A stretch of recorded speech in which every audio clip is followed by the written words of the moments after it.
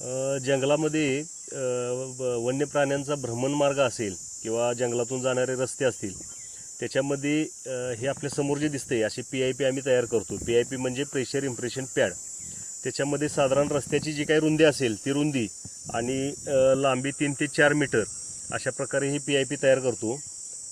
PIP रस्त्याच्या लगत असणाऱ्या मातीच्या आधारे ती चाळणीने चाळून ती जमिनीला समतल अशी पसरतो, जेणेकरून त्या मार्गाने जाणारा प्राणी याचे पायाचे ठसे अगदी सहज त्या PIP वरती उमटतील अशा पद्धतीने PIP तयार करतो. ह्याचा आम्ही रेग्युलरली मॉनिटरिंग करतो आणि त्या आधारे झालेल्या म्हणजे PIP मधून गेलेल्या प्राण्यांची संख्यांची नोंद आम्ही आमच्या रजिस्टरला घेत असतो.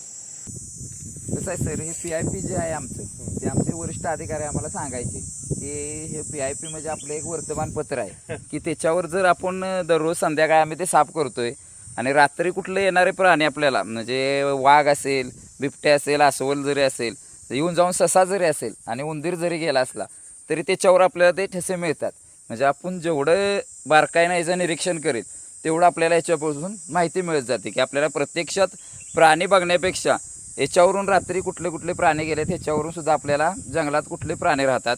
एकदम छोटा जीव म्हटलं तर ससा सुद्धा, नाहीतर उंदीर, हे सुद्धा प्राणी आपल्याला याच्यावरून गेलेले बघतात. येऊन जाऊन साप जरी गेला, आता हा टायगर गेलेला आहे आपल्या पॅडवरून रात्री, ते टायगरचे ठसे आहेत, हे पद्मार, हा टायगर आहे. हे असे बरंचसंच आपल्याला जेवढं आपण बारकाईने निरीक्षण करेल तेवढं आपल्याला याच्यातून बघायला मिळते. ते सायंदर सुद्धा गेलेलं आहे. सकाळी रोज तुम्हाला इकडनं बातम्या कळतात? हो, बातम्या कळतात आम्हाला.